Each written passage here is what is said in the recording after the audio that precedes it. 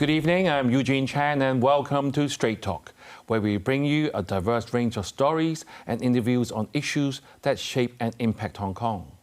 Tonight, we will be talking about the Belt and Road Initiative.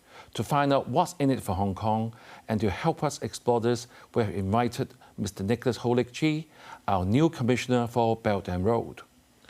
Before joining the government, Mr. Ho was a registered architect and had held senior positions in an international architectural practice for the past 10 years. He was then appointed chair of the firm in 2020 and has led a number of Belt and Road related projects involving the development of smart cities and green building construction. Welcome, Nicholas. Thank you, Eugene, for having me. As the Commissioner, I'm sure the viewers want to know more about this term Belt and Road. I think many people have heard about this term for the last, nearly 10 years. Maybe this is a good chance for you to give us a snapshot of actually what is the Belt and Road Initiative and what are the objectives? Absolutely. So as you know, the Belt and Road Initiative reaches its 10 years anniversary recently. And in the past 10 years, it has grown from a 60 members partnership into a more than 150 countries international collaboration platform. And the goal is surrounding 5 concepts, which is to build connectivity on policy, on infrastructure, on trade, finance, and people-to-people bond.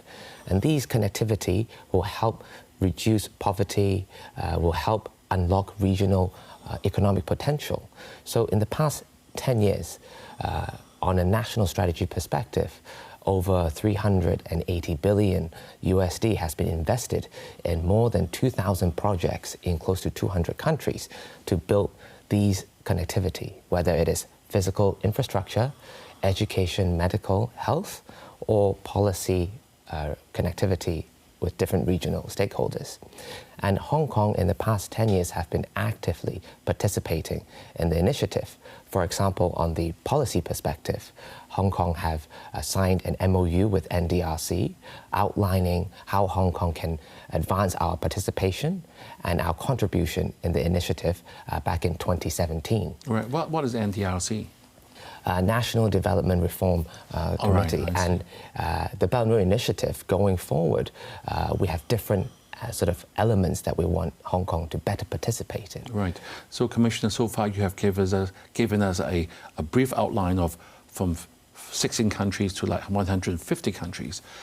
And I remember reading newspapers, I'm sure the viewers do as well. The Belt and Road, you see 2 lines of directions of sort of mapping of where this whole thing is going. Can you just remind us what do they mean by Belt and Road? Absolutely. So the belt, which is the One Belt, it starts off into Central Asia, Mongolia, and all the way the terrestrial, the land route, the One Belt, goes all the way to Europe. And the sea route, the maritime Silk Road, which is the One Road, goes all the way down to ASEAN, to the Middle East, Africa, and also Latin America. So the vision of One Belt, One Road, or Belt and Road Initiative, is to build connectivity.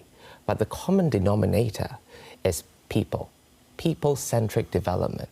So every single project, whether it is building high-speed or railway, or is it building schools or education institution, it's all about serving the people's need and unlocking regional potential that weren't accessible before without these sort of connectivity.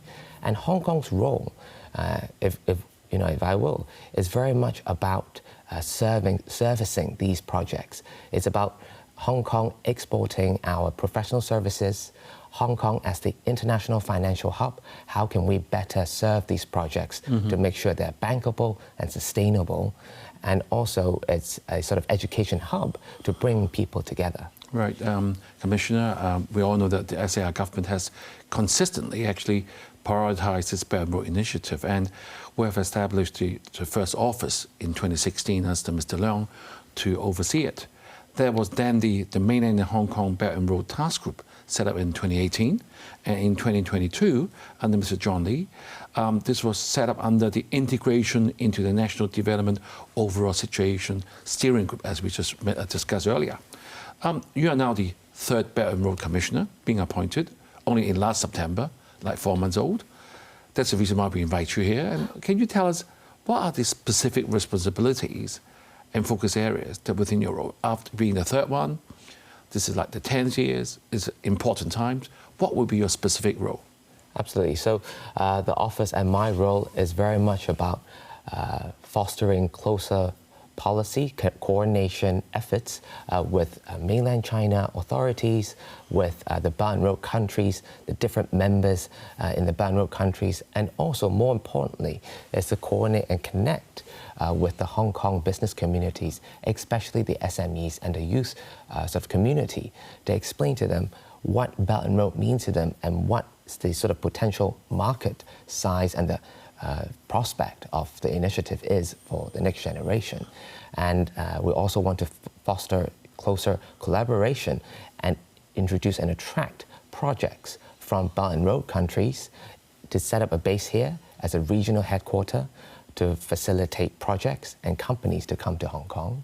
And more importantly is to strengthen our partners across the region, whether it is governments or institutions or private companies, to ensure that Hong Kong remains extremely competitive internationally as the sort of pivot and the hub for the dual circulation, the international business circulation and the national circulation. And Hong Kong sits right between the crossroad of the Belt and Road Initiative and the GBA. Right, and you being coming from the private market, the private sector, as compared to the last couple of commissioners, which are all of different backgrounds, have you been able to bring your private sector experience or sort of even good and bad experiences into this job? I mean, how do you find so far in 4 months?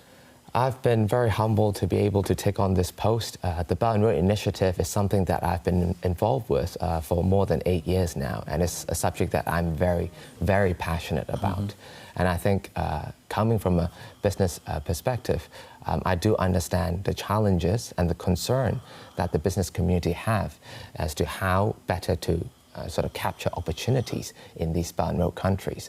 So in the past 4 months, we have been tirelessly visiting different business organization chambers and also organized a lot of mega events, including the Belt and Road Summit hosted back in September last year, with more than or close to 6,000 participants, more than 10 government representatives from the Belt and Road countries, with more than 800 business matchings done, the largest and scale most sort of a sizable event Hong Kong has hosted recently. So I think this post, when it was opened, it was with the intention to find someone from the private sector to bridge that gap. Right. Because so yes, Nick, and you're also a representative of Hong Kong on APEC, the Asia Pacific Economic Cooperation Advisory Council. How do you think that will complement your role as the commissioner? Thank you. I think APEC and international affairs, Hong Kong have often and always will participate in. And in my APEC experience, I've learned how to better collaborate and to find common ground to work with our regional partners.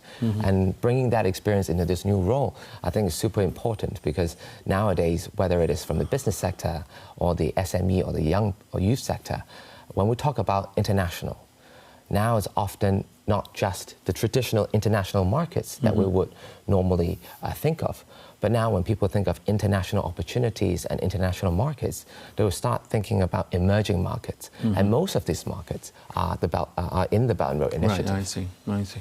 And one very important thing I'm sure the viewers want to know, the government has a lot of things on their plate. Like, as you said, the Integration into National Development Overall Situation Steering Group. It's not just Belt and Road. We have to look at the GBA, the 14th five-year plan, and also now the Belt and Road Initiative. And we have a lot of things about the economic challenges with Hong Kong at the moment. You've been there for 4 months. How much priority or how much emphasis do you personally feel the current government is putting on the Belt and Road? Well, I personally feel the focus is very, very high because this is a national strategy, a very visionary approach to a new form of international collaboration. I would say across all government bureaus and departments, the Belt and Road Initiative takes a very prioritized role in the way that we approached international markets or forming policies as well. And we've been very lucky that the sort of team spirit within government is very strong. Right. And we've been working very closely with all government departments to serve the 8 new directives of the Belt and Road Initiative as announced by President Xi Jinping back in October last year. Whether it is in culture, education, or in trade or finance, or in sustainability or technology innovation, the whole government approach to work on the Belt and Road Initiative have never been stronger. All right, let's take a break now. And viewers, stay tuned. We will see you right back here on Straight Talk in just a few moments.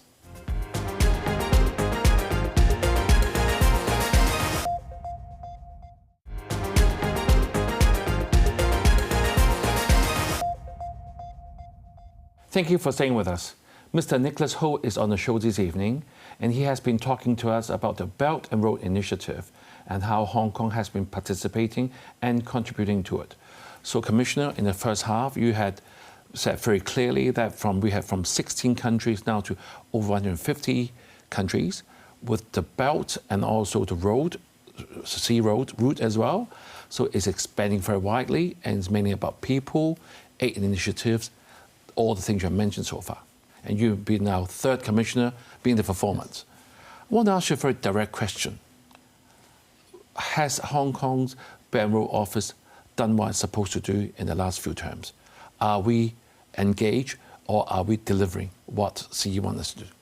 Absolutely. So I believe since the opening of the office till now, the office has been delivering and greatly participating, whether it is policy coordination or engaging with the community. However, it's been very unlucky because of COVID. Belt and Road Initiative, we can't interact with our stakeholders in the region because of the travel restrictions.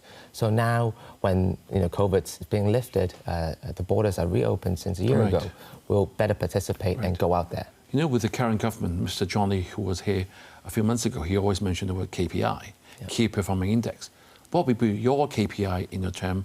I mean, you have a 3-year term, right? Correct. What would be the KPI? I think as a policy coordination office, our KPI is a whole government approach on the Belt and Road Initiative. So what we want is to better sort of create these regional policies that can help open up Hong Kong and strengthen Hong Kong's role as the international hub for business. So the policy coordination, we want to do more. And in terms of bringing Hong Kong companies, especially SMEs and youth, into the Belt and Road market into these countries, and also bringing companies and these government officials or institutions into Hong Kong. That would be a collaborative effort among our government colleagues. Right. Nick, you mentioned earlier in the first half that we had the 10th anniversary in August last year, and Hong Kong office actually published a special commemorative booklet featuring like 26 different individuals. One of them was my good friend, Professor Emily Chan, and he was the CEO of the Gongxiang Foundation. She was here a few months ago, and we talked about health and humanitarian assistance. Very nice stories. After you read all those stories, I'm sure you'll be part of that as well. What other achievement can you highlight for us that Hong Kong people, specifically, has contributed at least? I mean, it's difficult for 3 years, but at least we've done some work. Any stories that you'd like to share with us? Absolutely. So Hong Kong companies have been participating in the Belt and Road actively in the past 10 years, whether it is professional services like architects, surveyors, engineers, building and designing large-scale cities or smart building projects in ASEAN or in the Middle East, whether it is equestrian or whether it is smart buildings or is it smart city design. Hong Kong manufacturers have greatly participated in the ASEAN manufacturing success story, and also technology companies or ports, logistics companies have been very active in the region in the past. But going forward, what we see, there is 2 big themes, and we're already seeing success. One theme is green development. Right. The other is digital economy.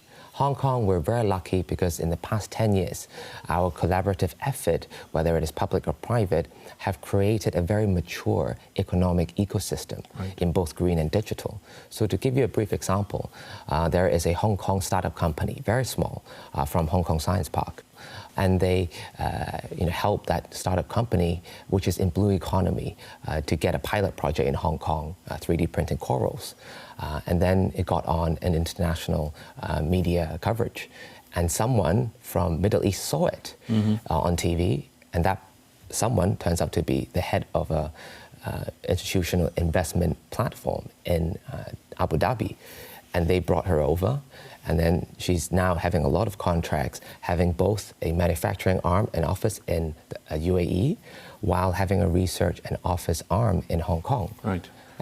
Yeah, you just mentioned sort of green and sort of digital work. But how about our traditional strength, our financial services, and also our real estate sector, especially with building? Hong Kong has been so well known for all these infrastructures. Do we have any role to play? Absolutely. I can tell you, the Hong Kong property development and investment and professionals in the construction industry, that sort of talent and experience are very well sought after in emerging markets, especially in the Middle East. For example, in Saudi Arabia, with the 2030 vision plan, there is a lot of signature projects, whether it is the NEOM, Qiddiya or Red Sea. These projects, a lot of them actually working closely with the Hong Kong professionals, using our expertise and our forward-thinking, our future-ready design solutions into their projects. So to answer your question, the Hong Kong brand is very much well-respected and well-recognized globally. But for us, we must have enough support, enough facilitation to help our professional services to go outside and achieve this success, and at the same time bring in these companies in Hong Kong to use our financial platform. That is why bringing regional projects and regional companies to set up a base in Hong Kong, whether it is a headquarter or a fundraising entity in Hong Kong, that will greatly benefit them and us. Yeah, I can see now from what you're saying, it's sort of interlinking things together, helping Hong Kong to sustain or maintain or even improving more as an international financial center. Right, let's be more specific now. Hong Kong, I mean, the whole world, especially Hong Kong after the pandemic, has been very different. The recovery has been very slow. And we have more so-called increasing business challenges with traditional markets because of the geopolitical factors. See, Hong Kong has been, I think, in being part of this program is to help mainland companies to going global. So with all those things I've mentioned, slowing economy, geopolitics, which is a big thing at the moment, how can Hong Kong do this role of assisting mainland companies to, say, going global? Absolutely. All the challenges that you mentioned are very real, and we can see that it will continue for a while. But when we work with our regional partners and talk to them, the clear solution out of this challenging environment is by collaboration. And the Belt and Road Initiative is the largest international collaboration that is inclusive and that we want to work with everyone. So to answer your question, to capture the new emerging markets in the Belt and Road Initiative, Hong Kong acts as the perfect super connector and the super value adder. We're seeing a lot of mainland companies, whether they're state-owned or they are private companies, whether they're in traditional business or in innovation or sustainability, they are coming to Hong Kong, setting up a base here, and then together we are going out to these Belt and Road markets together with them and capture opportunities. Right.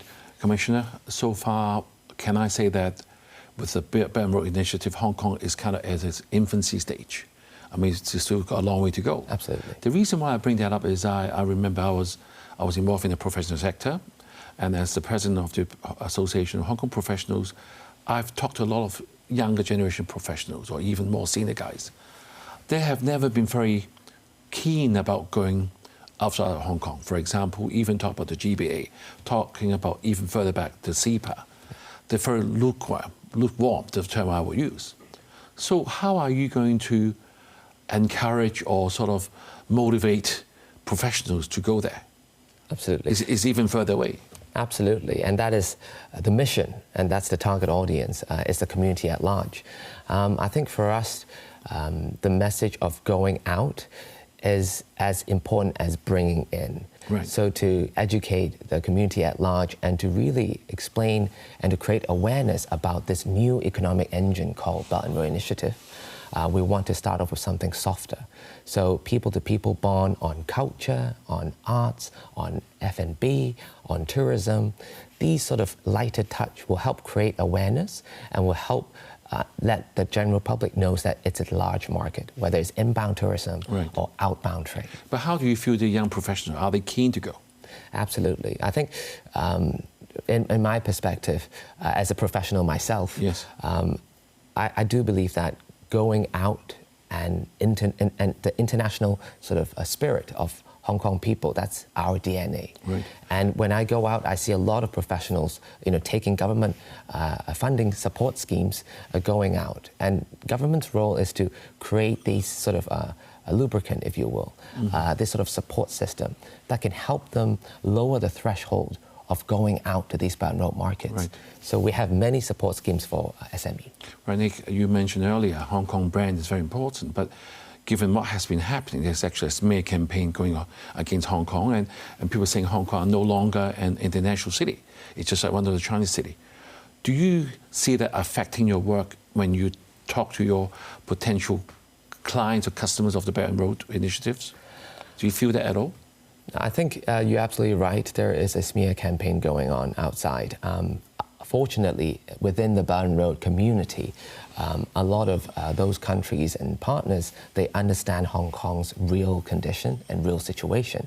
But what's more important is going out and telling the Hong Kong story accurately and repeatedly, because it's not just about the truth about Hong Kong. It's the work that we've been doing in the past few years. Hong Kong is not just an international city. We have a lot of new developments, new initiative, new institution. For example, arts, we have West Kowloon. For example, the finance exchange, we have Chapter 18, 18A, B, and C. For example, sustainable green financing, innovation. We have a lot of new things.